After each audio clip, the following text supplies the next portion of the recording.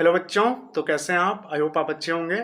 तो आज हम लोग क्लास 11 केमिस्ट्री का मॉडल क्वेश्चन पेपर को सॉल्व करने वाले हैं, जो कि पिछले साल का है 2021-22 का। ठीक है, और ये सेट 2 है। इससे पहले हम लोग सेट 1 को डिस्कस कर चुके हैं, उसका सारे क्वेश्चन को सॉल्व कर चुके हैं। ठीक है, फुल डिटेल में। तो अगर आप वो वीडियो नहीं देखे हो तो जाके देख लो, उसका लिंक मैं वीडियो के डिस्क्रिप्शन में दे दूंगा। ठीक है, इसमें टोटल आपके 35 क्वेश्चन है और प्रत्येक क्वेश्चन 1 मार्क्स का है। ठीक है, और एग्जाम आपका 1.5 घंटे का रहेगा, ये तो आपको पता है। ठीक है, और एक बात कहना चाहता हूँ कि अगर आप हमारे चैनल पर नए हो तो चैनल को सब्सक्राइब करो और वीडियो को लाइक करो। ठीक है, तो चलिए स्टार्ट करते हैं आज की क्लास। देखिए, पहला क्वेश्चन क्या बोल रहा है, the molecular mass of SO2। SO2 का मॉलिक्यूलर मास आपसे पूछा है, तो क्या होगा, सल्फर का कितना होता है? तो सल्फर का एटॉमिक नंबर कितना होता है? 16 होता है। तो इसका मास नंबर कितना होता है? 32 होता है। ठीक है, प्लस ऑक्सीजन का कितना होता है? एक ऑक्सीजन का 16 ग्राम होता है ना मास, इसका कितना होता है? 16 ग्राम होता है। तो 2 का कितना होगा? 32 ग्राम होगा। तो टोटल कितना हो गया? 64 ग्राम। इसको 64 ग्राम में भी लिखते हैं और 64 यू में भी लिखते हैं हम लोग। ठीक है, तो यहाँ यू में दिया हुआ है, तो कौन सा ऑप्शन सही होगा हमारा? बी नंबर सही होगा। ठीक है, चलिए आगे देखते हैं, अगला क्वेश्चन देखते हैं क्या बोल रहा है। The volume of 1 mole of A gas at NTP में बोला है। ठीक है, NTP में क्या होगा? क्या बोल रहा है? The volume of 1 mole of A gas at NTP में। तो देखिए, क्या वॉल्यूम पूछ रहा है ना, तो 1 मोल में क्या होता है? 1 मोल पूछ रहा है, 1 मोल ऑफ अ गैस पूछ रहा है ना। तो देखिए NTP में दिया हुआ है, तो NTP में कितना होता है? NTP में रहे या STP में रहे, तो क्या होता है इसका? 22.4 लीटर होता है। यही होता है ना वॉल्यूम इसका, कितना होता है? 22.4 लीटर होता है। तो कौन सा ऑप्शन सही है हमारा? बी नंबर सही है। ठीक है, चलिए आगे चलते हैं, अगला क्वेश्चन देखते हैं क्या बोल रहा है। The number of moles of solute present in 1 litre of solution is known as. तो उसको हम लोग क्या बोलते हैं? ठीक है, देखिए क्या बोल रहा है, number of moles of solute present in 1 litre of solution. 1 litre formula क्या था, किसका है ये? मोलारिटी का है। क्या होता है मोलारिटी? इक्वल टू क्या होता है? Number of moles of solute divided by क्या होता है? सॉल्यूशन इन किस में होता है? लीटर में होता है। ठीक है, तो यही है, तो वही बोल रहा है ना, the number of mole of solute present in 1 litre of solution is known as, उसको क्या बोलते हैं हम लोग? मोलारिटी बोलते हैं। तो कौन सा ऑप्शन सही है हमारा? ए नंबर सही है। ठीक है, चलिए आगे चलते हैं, अगला क्वेश्चन देख लेते हैं हम लोग। क्या बोल रहा है, which of the following does not change with change in temperature. क्या बोल रहा है कि विच ऑफ द फॉलोइंग, इनमें से कौन डज नॉट चेंज, नहीं चेंज होगा क्या? टेम्परेचर के चेंज होने से। तो देखिए टेम्परेचर पे कौन डिपेंड नहीं करता, ये आपसे पूछ रहा है। ठीक है, तो आपको पता है कौन सा होगा? बताइए कौन सा होगा। तो देखिए वो कौन होता है, देखिए मोलारिटी आपका डिपेंड करता है। ठीक है, फिर आपका नॉर्मालिटी भी डिपेंड करता है, लेकिन जो आपका मोलालिटी है ये डिपेंड नहीं करता। याद रखिएगा, मोलालिटी और एक है हमारा मोल फ्रैक्शन। मोल फ्रैक्शन, ये दोनों क्या होते हैं? टेम्परेचर पे डिपेंड नहीं करते। ठीक है, तो टेम्परेचर के चेंज होने से इस पर कोई इफेक्ट पड़ेगा? नहीं पड़ेगा। ठीक है, तो कौन सा ऑप्शन सही है हमारा? बी नंबर सही है। ठीक है, चलिए आगे चलते हैं, अगला क्वेश्चन देखते हैं क्या बोल रहा है। The amount of CO2 that could be produce when 1 mole of carbon is burn in air. देखिए कार्बन था 1 मोल, इसको हम लोग बर्न किया ऑक्सीजन में। ठीक है, बर्न के क्या बना? कार्बन डाइऑक्साइड बना। देखिए 1 मोल बोला है, 1 मोल कार्बन का, तो बर्न किया तो कार्बन डाइऑक्साइड निकला, तो कितना मोल निकला देख लेते हैं। देखिए ये भी 1 ही मोल निकला ना, 1 ही मोल निकला। देखिए कार्बन 2, ऑक्सीजन 2 था, ऑक्सीजन 2 है, कार्बन 1 है, कार्बन 1 है, तो 1 ही मोल निकला। तो इसका 1 मिनट, हाँ, इसका मास क्या हो जाएगा हमारा? कार्बन का कितना होता है? 12 प्लस ऑक्सीजन कितना होता है? 16 दूना 32, तो टोटल कितना हो जाएगा? 44 ग्राम। कितना आएगा हमारा? 44 ग्राम। तो कौन सा ऑप्शन सही है हमारा? सी नंबर सही है। ठीक है, चलिए आगे चलते हैं, अगला क्वेश्चन देखते हैं क्या बोल रहा है। Avogadro's number is equal to, तो एवोगाड्रोज नंबर आपको पता है क्या होता है? 6.023 लिख सकते हैं या 22 भी लिख सकते हैं आप। ठीक है, इंटू 10⁻23 इतना होता है। तो देखिए ये क्या लिखा है? 6.022 लिखा है। ठीक है, तो देखिए जहाँ पर 23 है वही होगा हमारा, ये बी नंबर है।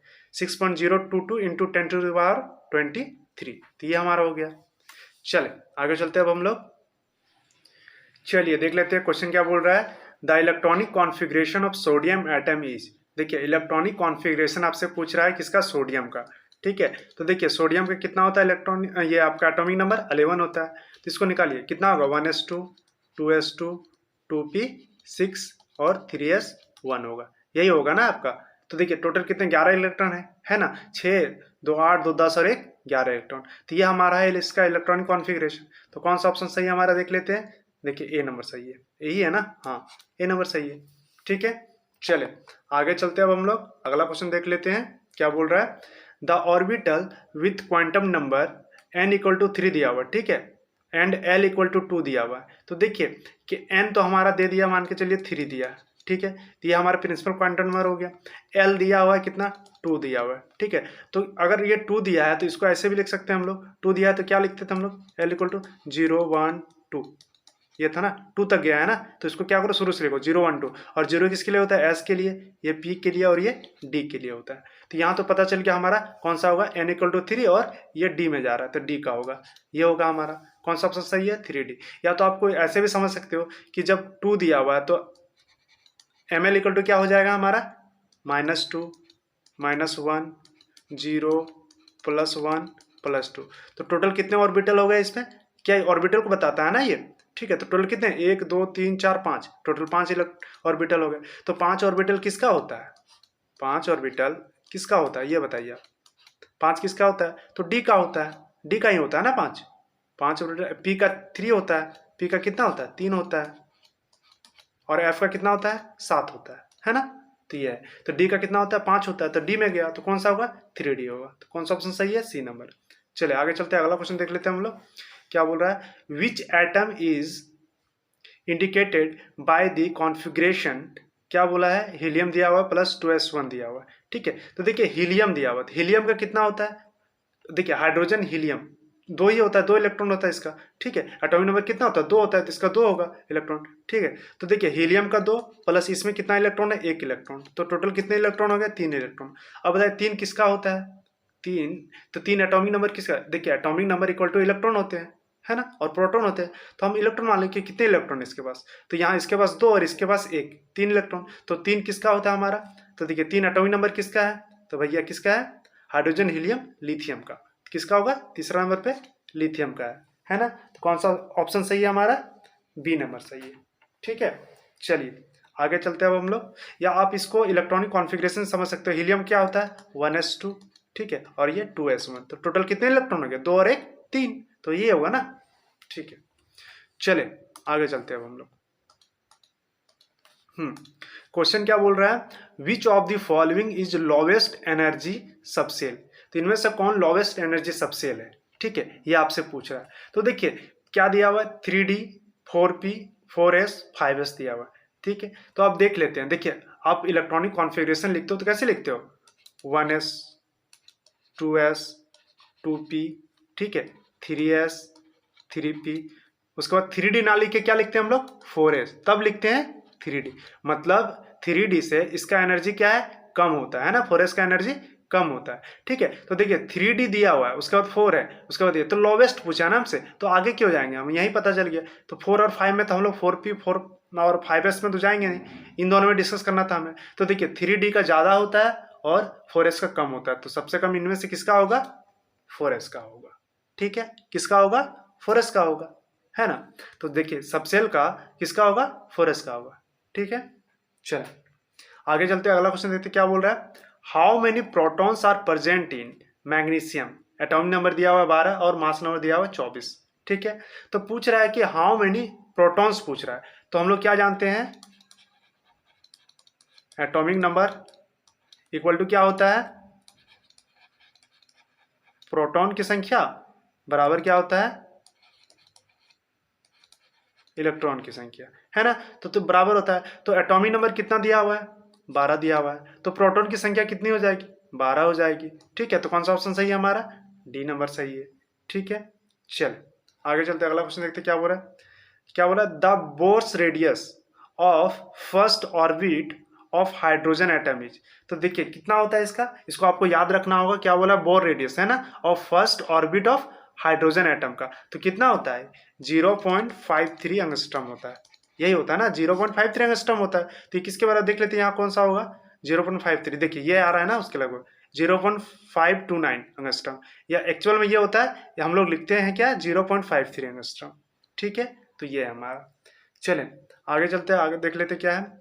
The wavelength of the radio wave, ठीक है, हैविंग फ्रीक्वेंसी 3 मेगाहर्ट्ज दिया हुआ है, वुड बी होगा, तो बताइए कितना होगा, ये आपको बताना है। ये क्वेश्चन न्यूमेरिकल टाइप का क्वेश्चन है थोड़ा सा, ठीक है। तो देखिए वेवलेंथ फ्रीक्वेंसी क्या दिया हुआ हमारे पास, पहले क्या है कि फ्रीक्वेंसी हमारा दिया हुआ है, तो यहाँ लिख लेते हैं फ्रीक्वेंसी कितना दिया हुआ है हमारे पास, फ्रीक्वेंसी दिया हुआ है हमारे पास 3 मेगाहर्ट्ज में दिया हुआ, ठीक है। तो मेगा हर्ज को हर्ज में चेंज करेंगे तो क्या होगा, 3 इंटू 10⁻6 हर्ज हो जाएगा, ठीक है। ये हर्ज में चेंज हो गया हमारा। अब देख लेते हैं क्या पूछ रहा है, वेवलेंथ पूछ रहा है, तो क्या होता है वेवलेंथ इक्वल टू क्या हो जाता है, रेडियो वेव का वेवलेंथ क्या क्या होता है, देखिए सी बाय क्या हो जाएगा हमारा, और यहाँ सी क्या है, स्पीड ऑफ लाइट, ठीक है, लाइट का स्पीड, बाय क्या होता है, फ्रीक्वेंसी होता है, क्या होता है, फ्रीक्वेंसी होता है। तो यहाँ से लैम्बडा निकल जाएगा, लाइट ऑफ स्पीड क्या होता है, 3 इंटू 10⁸8 मीटर पर सेकेंड, ये होता है, डिवाइडेड बाय क्या है, फ्रीक्वेंसी दिया हुआ है किसमें, हर्ज में, क्या होगा 3 इंटू 10⁻6 हर्ज, ये हो गया हमारा। अब देखिए 3 3 कट गया, यहाँ 8 है, यहाँ 6 है, कटेगा, यहाँ कितना बचेगा, 10⁻2 बचेगा ना, तो 10⁻2 को क्या लिखेंगे हम लोग, 100, यही आ गया ना 100 मीटर। तो कौन सा ऑप्शन सही होगा हमारा, सी नंबर सही होगा, ठीक है। 1 मिनट, सी नहीं होगा, नैनोमीटर में है ना, ये ए होगा सही है ना, 100 मीटर, ठीक है। चले आगे चलते हैं, अगला क्वेश्चन देखते हैं अब हम लोग। क्वेश्चन क्या बोल रहा है, which of the following ions will have largest size, इनमें से किसका साइज बड़ा होगा, ये आपसे पूछ रहा है कि साइज इसका लार्जेस्ट किसका है। तो देखिए सीधे आपको अगर पॉजिटिव आयन और नेगेटिव आयन दिया हो तो सीधे याद रखिएगा कि नेगेटिव आयन का साइज बड़ा होता है, किससे, पॉजिटिव आयन से। तो ये दोनों पॉजिटिव में है तो इनका साइज क्या होगा, छोटा होगा। अब इन दोनों में डिस्कस करते हैं हम लोग। तो देखिए इसके पास फ्लोरीन के पास एक ही माइनस चार्ज है ना, और ऑक्सीजन के पास कितना है, 2 माइनस चार्ज है, तो मतलब ये फ्लोरीन से ज्यादा होगा, जितना ज्यादा माइनस चार्ज उतना बड़ा होगा साइज उसका, ठीक है, उस आयन का उतना बड़ा साइज होगा, ठीक है। तो कौन सा होगा हमारा आंसर सही, बी नंबर होगा। चले आगे चलते हैं, अगला क्वेश्चन देखते हैं क्या बोल रहा है, which group of elements is commonly known as halogens, ठीक है, कौन सा ग्रुप को हम लोग हेलोजन बोलते हैं, ये आपसे पूछ रहा है, ठीक है। कॉमन नाम हेलोजन किसका है, कौन सा ग्रुप का, तो आपको पता होगा 17 ग्रुप का, ठीक है। ये पीरियोडिक टेबल का क्वेश्चन है, तो आपको पीरियोडिक टेबल का भी नॉलेज होना जरूरी है, ठीक है। तो कौन सा ग्रुप है, 17 ग्रुप, ठीक है। चलें आगे चलते हैं, अगला क्वेश्चन देखते हैं अब हम लोग। क्वेश्चन क्या बोल रहा है, which of the following configuration, ठीक है, हैज हाईएस्ट आयनाइजेशन एनर्जी, इनमें से किसका हाईएस्ट आयनाइजेशन एनर्जी होगा, मतलब सबसे ज्यादा आयनाइजेशन एनर्जी कहने का मतलब क्या होगा कि वो जो उसका इलेक्ट्रॉन है उससे निकालना उतना मुश्किल होगा, तो मुश्किल होगा तभी ना वो एनर्जी ज्यादा प्रोवाइड करेंगे उसमें, है ना। कोई भी मान लेते एलिमेंट है, उससे हमको क्या निकालना है, इलेक्ट्रॉन निकालना है, तो कैसे निकालेंगे भाई, एनर्जी प्रोवाइड करेंगे उसमें, तो अगर वो स्टेबल है तो ज़्यादा एनर्जी लगेगा, तो वही पूछ रहा है कि हाईएस्ट आयनाइजेशन एनर्जी किसका होगा, ये आपसे पूछ रहा है, ठीक है। तो देखिए यहाँ पी में 2 इलेक्ट्रॉन है, ठीक है, यहाँ पी में 3 इलेक्ट्रॉन है, यहाँ पी में कितने इलेक्ट्रॉन है, 3 इलेक्ट्रॉन, ठीक है। यहाँ 6 इलेक्ट्रॉन है, पी में है ही ना, 1 2 3 4 5 6, टोटल 6 इलेक्ट्रॉन हो गए इसके, और यहाँ पे एक ही इलेक्ट्रॉन है, एक ही इलेक्ट्रॉन है। तो देखिए यहाँ क्या है कि हाफ फील्ड है, क्या है, हाफ फील्ड है। यहाँ देखिए फुल्ली फील्ड है, फुल्ली फील्ड है। तो देखिए हाफ फील्ड स्टेबल है, लेकिन फुल्ली फील्ड उससे ज्यादा स्टेबल होता है, ठीक है। हाफ फील्ड में क्या है, एक इलेक्ट्रॉन सब में, तो हाफ फील्ड स्टेबल है, हाफ फील्ड स्टेबिलिटी बताता है, लेकिन फुल्ली फील्ड क्या है, उससे ज्यादा स्टेबल होता है, ठीक है। तो कौन सा होगा ये, अगर ये ज्यादा स्टेबल है तो इससे इलेक्ट्रॉन निकालना उतना मुश्किल होगा हमें, तो आयनाइजेशन एनर्जी उतना ज्यादा होगा इसका, है ना। तो कौन सा होगा हमारा, सी नंबर होगा, ठीक है। चले आगे चलते हैं, आगे देख लेते हैं हम लोग, अगला क्वेश्चन क्या बोल रहा है, an element with atomic number 35 is placed in which period of the periodic table, ठीक है। ये पीरियोडिक टेबल पे 35 दिया हुआ है एटॉमिक नंबर आपका, ठीक है, और पूछ रहा है कि पीरियोडिक टेबल में इसका पीरियड कौन सा होगा, ये आपको बताना है। तो देखिए आप अगर पीरियोडिक टेबल में उतना आपको जानकारी नहीं है तो आप इलेक्ट्रॉनिक कॉन्फ़िगरेशन से निकाल सकते हो उसको, ठीक है। देखिए 35 दिया हुआ है, कितना दिया हुआ है, 35 दिया हुआ है हमारा। चलो ठीक है, मान लिया भाई 35 है। तो 35 किसका होता है ये आपको पता है, किसका होता है, ब्रोमीन का होता है ना। 35 किसका होता है, ब्रोमीन का होता है। लेकिन अभी हमको पता नहीं कि इसका पीरियड कौन सा होगा, है ना। तो चलिए निकाल लेते हैं इसको। देखिए 35 इसका क्या है, एटॉमिक नंबर है। चलो ठीक है, अभी इसका इलेक्ट्रॉनिक कॉन्फ़िगरेशन करेंगे, क्या होगा, 1s2 2s2 2p6 3s2 3p6, उसके बाद क्या आ जाएगा 4s2 और 3d10। टोटल इलेक्ट्रॉन कितने हो गए यहाँ देख लेते हैं अभी हम लोग। 10 2 12 6 18, 18 और 2 20, 20 6 26 और इधर 4, कितना होगा 30 हो गया, टोटल 30 आया। अब देखिए 4s हो गया था हमारा, तो अब किस में जाएगा ये, 4p में जाएगा, है ना, 4p में जाएगा। तो 4p में कितने इलेक्ट्रॉन बच रहे हैं, 5 इलेक्ट्रॉन, तब ना 35 होगा, इधर 30 हुआ इधर 5, 35 हो गया। ठीक है, अब ये आ गया कि 5 इसमें आ रहा है, तो अब आपको बताना है कि कौन सा पीरियड होगा। तो देखिए ये हमारा प्रिंसिपल क्वांटम है, ये क्या बताता है, उसका पीरियड बताता है। ठीक है, क्या बताता है, इसका पीरियड बताता है। ठीक है, तो कौन सा पीरियड में होगा, 4th पीरियड में होगा। ठीक है, कौन सा पीरियड में है, 4th पीरियड में। ठीक है, चले आगे चलते हैं हम लोग। क्या बोल रहा है, which of the following has highest electronegativity.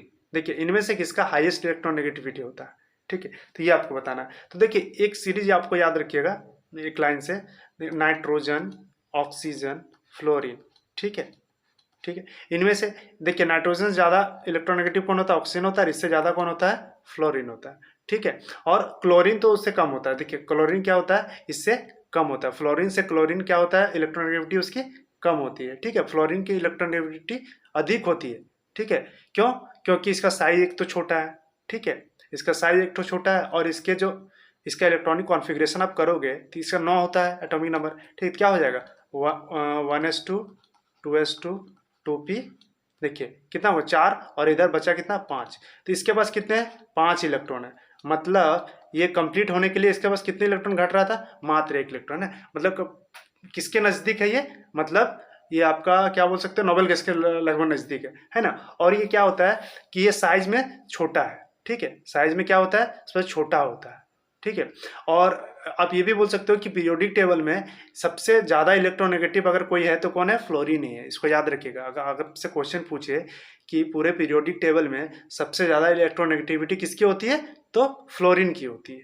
ठीक है, और क्लोरीन कहाँ हो जाएगा, इससे पहले होगा। ठीक है, फ्लोरीन से पहले होगा। ठीक है, तो देखिए कौन सा होगा हमारा, क्लोरीन होगा, नहीं सॉरी कौन होगा, फ्लोरीन होगा। तो ऑप्शन कौन सा सही है हमारा, ए नंबर सही है।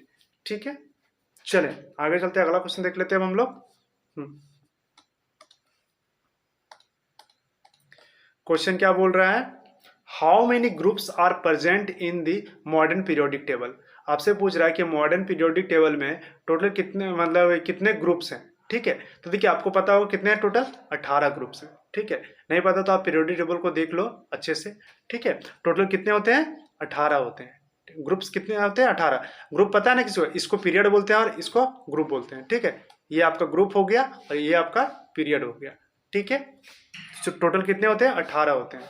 ठीक है, चलिए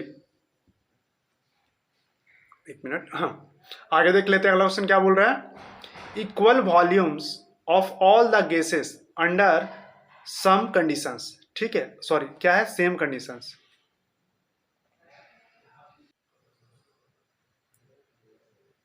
चलिए अगला क्वेश्चन देख लेते हैं, क्या बोल रहा है, equal volumes of all the gases under same condition of pressure and temperature. ठीक है, कंडीशन क्या बोल रहा है, सेम। ठीक है, टेम्परेचर प्रेशर का, contain equal number of molecules is known as, तो उसको क्या बोलते हैं हम लोग, अवगाड्रोज लॉ बोलते हैं। किसका है, अवगाड्रोज लॉ का है। ठीक है, फॉर एग्जाम्पल मान लेते हैं जैसे कि 1 मोल ऑफ H2 गैस ले लिया आप। ठीक है, H2 गैस लिए तो इसका कितना होता है मॉलिक्यूल्स, 6.023 इंटू 10⁻23 मॉलिक्यूल्स होते हैं। टोटल कितने होते हैं, 6.023 इंटू 10⁻23 मॉलिक्यूल्स होते हैं, है ना। एवोगाड्रो नंबर के बराबर होता है, वही होता है ना। और इसी तरह अगर मान लेते हैं 1 मोल ऑफ, हम लोग ले लिए N2 गैस, किसको ले लिया, N2 गैस, तो ये भी इसी के बराबर होगा ना, एवोगाड्रो नंबर के बराबर ही होता है ना। तो क्या होगा हमारा, एवोगाड्रोज लॉ। किसको फॉलो कर रहा है, एवोगाड्रोज लॉ को। ठीक है, चलिए आगे चलते हैं, अगला क्वेश्चन देख लेते हैं अब हम लोग। क्वेश्चन क्या बोल रहा है कि PV equal to nRT is, ये पूछ रहा है कि पीवी इक्वल टू एनआरटी किसका है, ठीक है। आइडियल गैस इक्वेशन है, रियल गैस इक्वेशन है, या फिर एलिमेंट्री गैस इक्वेशन है, या नॉन ऑफ दीज है। तो देखिए पीवी इक्वल टू एनआरटी किसका होता है, आइडियल गैस इक्वेशन होता है। कौन होता है, आइडियल गैस इक्वेशन होता है, ठीक है। चलिए आगे चलते हैं, अगला देखते हैं क्या बोल रहा है। The numerical value of gas क्या है, gas constant R depends on, ठीक है।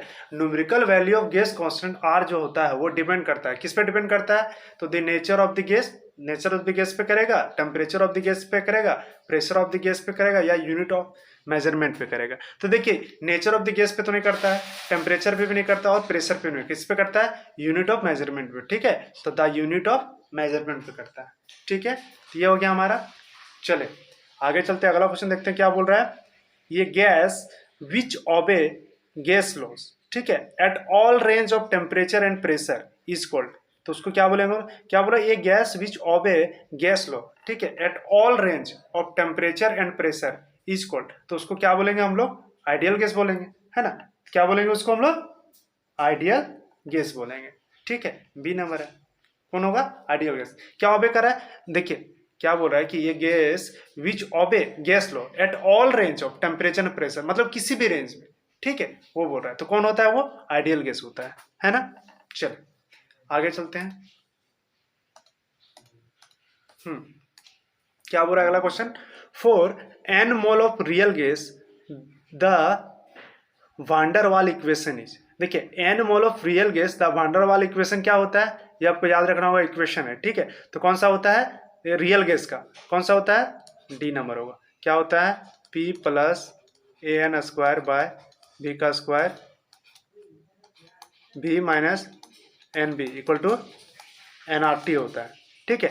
ये होता है हमारा, ठीक है। चलिए अगला क्वेश्चन देख लेते हैं क्या बोल रहा है।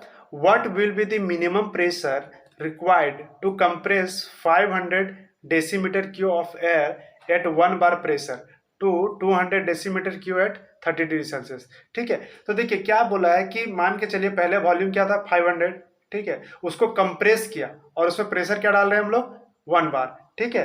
तो उसके बाद क्या होगा कि 200 डेसीमीटर क्यूब में उसको कंप्रेस कर दिया, टेम्परेचर क्या रखा है 30 डिग्री सेल्सियस। तो वही बोल रहा है कि मिनिमम प्रेशर क्या होगा, ठीक है, जब कंप्रेस करेंगे उसके बाद उसका मिनिमम प्रेशर क्या होगा, ठीक है, वो आपसे पूछ रहा है। तो देखिए पहले तो क्या है कि V1 हमारा दिया हुआ है 500 था, पहले का जो वॉल्यूम था हमारा 500 क्या था, डेसीमीटर क्यूब था, ठीक है।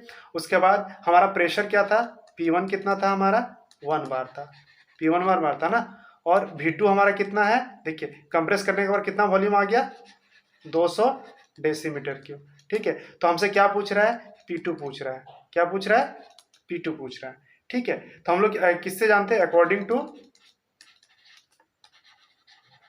बॉयल्स लॉ, क्या जानते हैं बॉयल्स के अनुसार, P1 V1 इक्वल टू क्या होता है, P2 V2 होता है ना। तो हमसे क्या निकालना है, P2 निकालना है। तो देखिए P2 इक्वल टू क्या हो जाएगा, P2 इक्वल टू हो जाएगा P1 V1 बाय V2, इसको पुट कर दीजिए, जो आएगा वही आएगा। P1 कितना था प्रेशर हमारा 1 बार इंटू, उसके बाद वॉल्यूम कितना था 500, ये लिख लिए, डिवाइडेड बाय क्या हो जाएगा हमारा V2 कितना था 200, लिख दिए। ये कटेगा 0 0 कट गया, 2 से काटेंगे तो कितना बचेगा 2.5 आएगा। तो क्या आ गया हमारा, कौन सा ऑप्शन सही है, कितना आया 2.5 आया, है ना। देखिए बी नंबर होगा 2.5 बार, ये हो गया हमारा प्रेशर। चलो आगे चलते हैं, अगला क्वेश्चन देख लेते हैं अब हम लोग क्या बोल रहा है।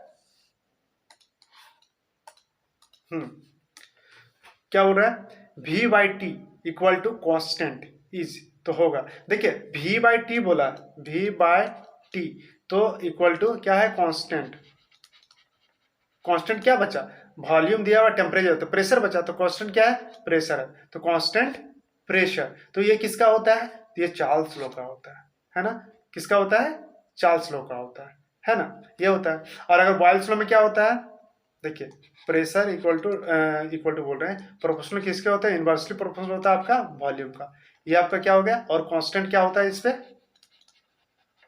टेम्परेचर होता है, ठीक है। ये किसका होता है, बॉयल्स लॉ का होता है। और चार्ल्स लॉ का क्या होता है, V by T equal to constant pressure होता है, ठीक है, ये हो गया हमारा। चले आगे चलते हैं, अगला क्वेश्चन देखते हैं क्या बोल रहा है। Which element will show diagonal relationship with beryllium के साथ। देखिए बेरिलियम के साथ डायगोनल रिलेशनशिप पूछ रहा है, तो किसका होता है। तो आपको पता है कि देखिए ये आपका अल्कली मेटल और अल्काइन अर्थ मेटल वाला है ना, मतलब एस ब्लॉक वाला। तो देखिए उसी में डायगोनल रिलेशनशिप दिखता है ना, जैसे लिथियम हो गया इधर, उसके बाद सोडियम ये होता है, और इधर बेरिलियम, और इधर क्या हो जाएगा मैग्नीशियम। तो इन दोनों के बीच में क्या होता है, डायगोनल रिलेशनशिप होता है, इसीलिए डायगोनल ही है ना, एक कोना से दूसरे कोना, इसीलिए इसको क्या बोलते हैं हम लोग, डायगोनल रिलेशनशिप होता है इनके बीच में। तो बेरिलियम का डायगोनल रिलेशनशिप किसके साथ है, तो सोडियम के साथ है ना। तो कौन होगा हमारा ऑप्शन सही, बी नंबर होगा। ठीक है, इसको याद रखिएगा, डायगोनल रिलेशनशिप ये शो करते हैं। ठीक है, लिथियम के साथ, मैग्नीशियम के साथ, और बेरिलियम सोडियम के साथ करता है।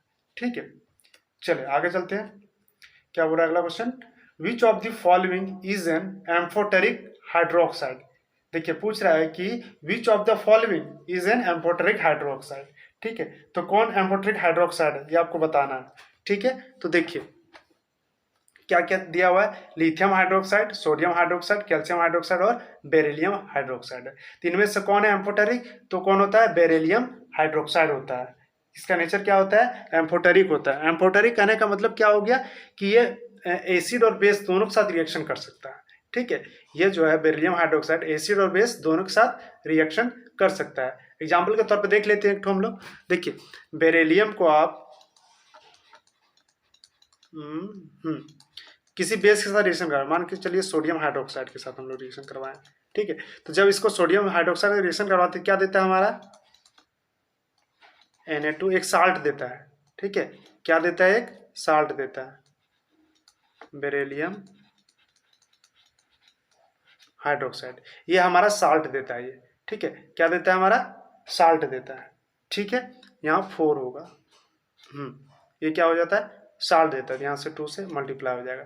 ठीक है, ये क्या बना रहा है, सोडियम साल्ट दे रहा है। ठीक है, ये दे रहा है। ठीक है, और अगर इसको एसिड के साथ रिएक्शन करवाते हैं, इसका यहाँ लिखते हैं एसिड के साथ रिएक्शन। देखिए क्या है, बेरिलियम हाइड्रोक्साइड, इसका एसिड के साथ रिएक्शन H2SO के साथ करवा देते हैं। ठीक है, तो ये क्या देता है हमारा, बेरिलियम सल्फेट प्लस H2O देता है। ठीक है, क्या देता है हमारा, बेरिलियम सल्फेट प्लस H2O देता है।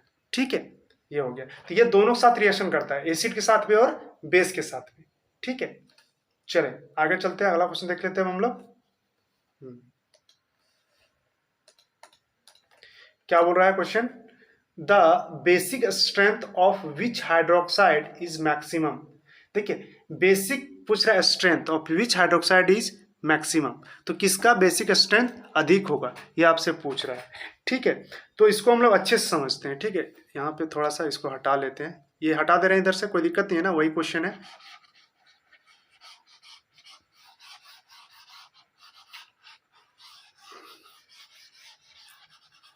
इधर हिंदी से लिखा हुआ है।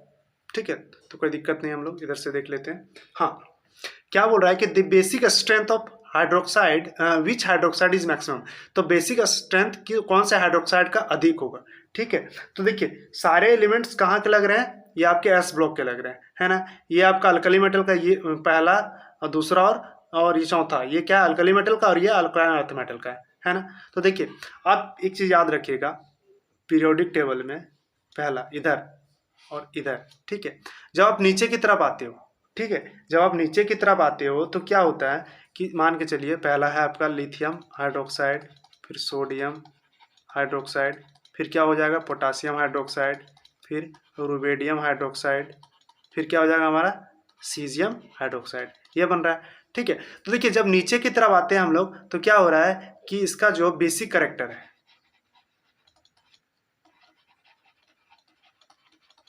क्या आ रहा है, इंक्रीज करता है, इंक्रीज कर रहा है। बेसिक कैरेक्टर क्या कर रहा है, इंक्रीज कर रहा है। लेकिन अगर इधर से आप इधर जाते हो, ठीक है, तो इधर क्या होता है, बेसिक कैरेक्टर घटता है। ठीक है, आप इधर जाओगे तो बेसिक कैरेक्टर क्या हो रहा है, डिक्रीज करेगा। ठीक है, पीरियोडिक टेबल की बात कर रहे हैं। ठीक है, जब आप ऊपर से नीचे आते हो तो क्या होता है, बेसिक कैरेक्टर इंक्रीज कर रहा है, इधर जाते हो तो बेसिक कैरेक्टर डिक्रीज करता है। ठीक है। अब क्वेश्चन में देख लेते हैं हम लोग, क्या है सोडियम हाइड्रोक्साइड, तो भैया सोडियम ये है हमारा, उसके बाद लिथियम दिया हुआ है, लिथियम उसके ऊपर है, ठीक है। तो मतलब लिथियम का कम होगा, सोडियम का ज़्यादा होगा, ये तो पता चला हमें। उसके बाद पोटासियम का होगा, ठीक है, पोटासियम का उससे ज़्यादा होगा, इन दोनों से ज़्यादा पोटासियम का होगा। कैल्शियम का पूछ रहा है, तो देखिए पोटासियम के बाद ही कैल्शियम होता है ना, कैल्शियम कहाँ होता है, इसके बाद मतलब वो सेकेंड ग्रुप में होता है, ये पहला ग्रुप का हो गया, सेकेंड ग्रुप में जैसे कैल्शियम हाइड्रोक्साइड आपका यहाँ रहता, ठीक है। ये होता आपका एक मिनट अच्छे से लिख देते हैं, हाँ, पोटासियम के बाद क्या रहता है आपका, कैल्शियम हाइड्रोक्साइड है। तो देखिए उसी पीरियड का है ना, पोटासियम के पीरियड का, तो इधर से हम लोग इधर जा रहे हैं, पीरियडिक मतलब इधर से इधर जा रहे हैं, तो क्या हो रहा है, घट रहा है ना, बेसिक कैरेक्टर क्या हो रहा है, घट रहा है, ठीक है। तो मतलब पोटासियम से इसका कम होगा, तो सबसे ज्यादा किसका हो रहा है, सोडियम का भी क्या है कि आपका कम है, इधर लिथियम कम है, तो इनमें से पोटासियम का ज्यादा होगा ना, पोटासियम का ज्यादा होगा, इन चारों में पोटासियम का ही ज्यादा हो रहा है, क्योंकि कैल्शियम क्या हो रहा है, और इधर जा रहा है तो कम हो रहा है ना। जब आप पीरियोडिक टेबल में लेफ्ट से राइट की तरफ जाते हैं तो क्या होता है, घट रहा है ना, और ऊपर से नीचे आते तो बढ़ता है। तो देखिए ऊपर से नीचे आ रहा है, ये बढ़ा, इधर से इधर जा रहा है तो घट रहा है, मतलब इसका तो कम होगा पोटासियम से, ठीक है। तो कौन सा ऑप्शन सही है हमारा, पोटासियम हाइड्रोक्साइड, और वो है कहाँ, डी नंबर, ये है हमारा पोटासियम हाइड्रोक्साइड, तो ये सही है हमारा।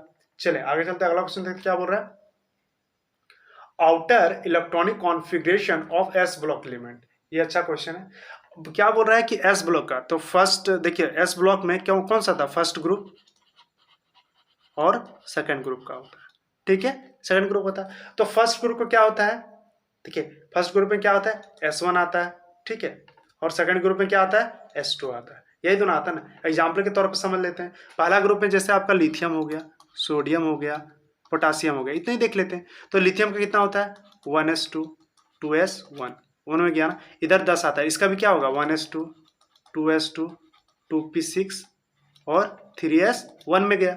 पोटासियम का भी क्या होगा, 4s1 में जाएगा, ठीक है, और रुबेडियम का क्या हो जाएगा हमारा, 5s1 में जाएगा। तो मतलब सब किस में जा रहा है, 1 में जा रहा है, ठीक है। इसी तरह से आप सेकंड ग्रुप में देखोगे, इसको हटा लेते हैं, यहाँ यहीं देख लेते हैं हम लोग।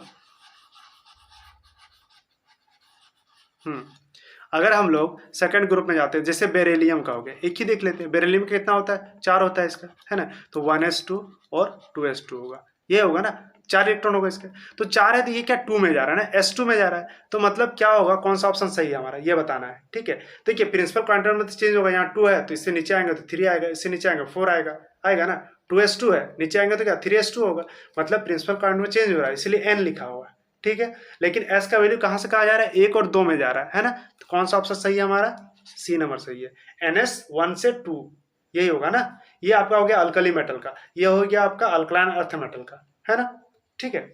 चल तो कौन सा होगा हमारा, सी नंबर होगा। अब अगला क्वेश्चन देख लेते हैं, क्या बोल रहा है, which is the IUPAC name of the compound, एक कंपाउंड दिया है, इसका आईपेक नेम पूछा है आपसे, ठीक है। चलिए इसको भी देख ही लेते हैं हम लोग।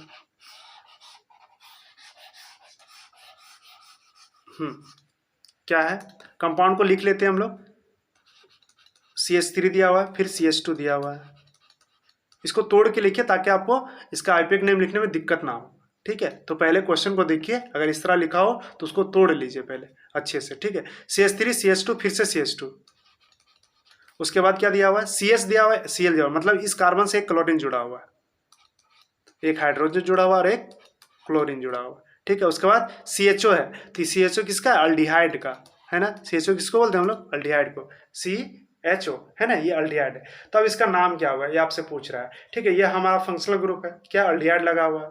चले तो काउंटिंग इधर से होगी, इधर से होगी, है ना, तो क्या होगा, 1 2 3 4 5 आया हमारा, ठीक है। अब देखिए दूसरे नंबर पर क्लोरीन है, तो क्या बोलेंगे, 2 क्लोरो, ठीक है, 2 क्लोरो हो गया। अब कितने मेंबर का चेन है, 1 2 3 4 5 मेंबर का चेन है, तो क्या बोलेंगे, पेंटेन। देखिए पेंटेन हो गया, अल्डिहाइड है, तो अल्डिहाइड का क्या हम लोग लिखते हैं, इसका सफिक्स क्या लिखते हैं हम लोग, अल लिखते हैं, है ना, क्या लिखते हैं हम लोग, अल, ठीक है। अल्डिहाइड का अल लिखते हैं, कार्बोक्सिलिक एसिड का क्या लिखते हैं, ओइक एसिड लिखते हैं, है ना। कीटोन का ऑन लिखते हैं, कीटोन का क्या लिखते हैं, ONE1 लिखते हैं ना, तो वही है। तो इसके लिए क्या अल्डिहाइड की क्या लिखते हैं, AL लिखते हैं, अल लिखते हैं। तो देखिए कौन सा ऑप्शन सही है हमारा, 2 क्लोरो पेंटेनल, ठीक है। तो कौन सा होगा, देखिए 2 क्लोरो चाहिए हमको, यहाँ 4 है, ये नहीं होगा, 2 क्लोरो पेंटेनल, देखिए बी नंबर है, कौन सा होगा, 2 क्लोरोपेंटेनॉल होगा। चले आगे चलते अगला क्वेश्चन देखते हैं हम लोग। क्वेश्चन क्या बोल रहा है, which of the following is an electrophile, इनमें से कौन इलेक्ट्रोफाइल है ये आपको बताना है। ठीक है, इसका जो पहला सेट हम लोग सॉल्व किए हैं उसमें भी इस टाइप का क्वेश्चन था, तो सब मिलता जुलता क्वेश्चन है। आप दोनों सेट को देख लो तो आपको ज्यादा समझ में आएगा। ठीक है, देख लीजिए क्या बोल रहा है question, which of the following is an electrophile, इनमें से कौन इलेक्ट्रोफाइल है। देखिए NH3 के पास नाइट्रोजन और लोन पेयर है, तो ये इलेक्ट्रो क्या करता है, देता है। चलो ठीक है, क्लोरीन के पास माइनस चार्ज है यहाँ पे, ये भी क्या करेगा, देगा। OH के पास माइनस चार्ज है, ये भी क्या करेगा, देगा। तो जो लेगा वो क्या होता है, इलेक्ट्रोफाइल होता है, और जो देता है वो क्या होता है, न्यूक्लियोफाइल होता है ना। जो इलेक्ट्रॉन देता है वो क्या होता है, न्यूक्लियोफाइल, और जो लेता है वो इलेक्ट्रोफाइल। तो देखिए देखिए BF3 है, BF3 ये हो गया हमारा। तो आप बोलोगे कि सर इसके पास तो माइनस चार्ज था इसीलिए ये दिया, इसके पास तो कुछ है ही नहीं, तो ये लेगा कि देगा, क्या होगा। तो देखिए क्या होता है कि ये क्या है, हमारा बोरोन है।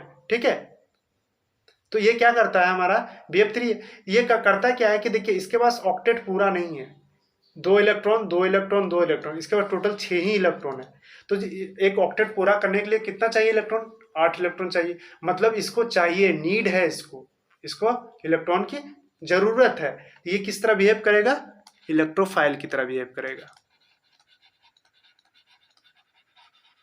किसके तरफ बिहेव करेगा, इलेक्ट्रोफाइल की तरफ बिहेव करेगा। तो कौन सा ऑप्शन सही है हमारा, डी नंबर सही है। चले आगे चलते हैं, अगला क्वेश्चन देखते क्या बोल रहा है, what is the hybridisation of carbon atom in methane molecule. देखिए हाइब्रिडाइजेशन पूछ रहा है मीथेन का। देखिए कार्बन है, मीथेन किसको बोलते हैं, CH4, H इधर एक इधर और एक इधर, तो ये हमारा मीथेन हो गया। अब पूछ रहा है इसका हाइब्रिडाइजेशन क्या होगा। ठीक है, तो सिंपली बॉन्ड काउंट कीजिए आप, कितने बॉन्ड है, 1 2 3 4 बॉन्ड बनाया, टोटल कितने बॉन्ड बनाया, 4 बॉन्ड। लॉन पेयर है इसके पास एक भी नहीं है। ठीक है, 4 बॉन्ड पेयर हो गया। देखिए हाइब्रिडाइजेशन निकालने क्या करते हैं, नंबर काउंट करते हैं, बॉन्ड पेयर कितने इसके पास, 4 है, लॉन पेयर है नहीं है, 0 है, टोटल कितना हो गया, 4 ही हुआ। तो 4 किसका होगा, 4 आया तो sp3, एक S का और 3 P का होगा। ठीक है, तो sp3 होगा हमारा। कौन सा ऑप्शन सही है हमारा, ए नंबर सही है। ठीक है, चलिए अब अगला क्वेश्चन देख लेते हैं क्या बोल रहा है, which of the following exerts plus I effect. देखिए इनमें से कौन प्लस आई इफेक्ट देगा। ठीक है, तो देखिए Cl माइनस क्या करता है, ये इंडक्टिव इफेक्ट का क्वेश्चन है। ठीक है, तो आप पढ़े होंगे। तो देखिए क्लोरीन किस तरह बिहेव करता है, ये माइनस आई इफेक्ट की तरह। ठीक है, NH2 भी माइनस आई इफेक्ट और NO2 भी माइनस आई इफेक्ट की तरह करता है। ठीक है, लेकिन CH3 क्या करता है आपका, प्लस आई इफेक्ट की तरह बिहेव करता है। किस तरह, प्लस आई इफेक्ट। CH3 करता क्या है, CH3 है, ये क्या करता है, इलेक्ट्रॉन को धक्का देता है। ठीक है, क्या करता है, इलेक्ट्रॉन को धक्का देता है। ठीक है, पुश करता है। ठीक है, और ये लोग क्या करते हैं, इलेक्ट्रॉन को, जैसे क्लोरीन हो गया, ये करता है इलेक्ट्रॉन को अपनी ओर खींचता है। ठीक है, ये चीज है। तो प्लस आई इफेक्ट किसको बोलते हैं, जो धक्का देता है। तो कौन सा है वो, ए नंबर होगा, CH3। ठीक है, तो ये थे आपके 35 क्वेश्चंस, और ये सारे क्वेश्चंस इंपॉर्टेंट है। ठीक है, इसी टाइप का क्वेश्चन आपके एग्जाम में पूछ सकता है। ठीक है, तो अगर आप हमारे चैनल पे नए हो तो चैनल को सब्सक्राइब करो, और अगर आपको वीडियो थोड़ी भी अच्छी लगी हो तो वीडियो को लाइक करो। ठीक है, और इसका एक और सेट है, तो अगर आप लोग बोलो तो मैं उसका भी वीडियो बना दूंगा। ठीक है, जैसा रिस्पॉन्स रहेगा आप लोग का तो उसका भी वीडियो हम बना देंगे। तो चलिए मिलते हैं फिर नेक्स्ट क्लास में।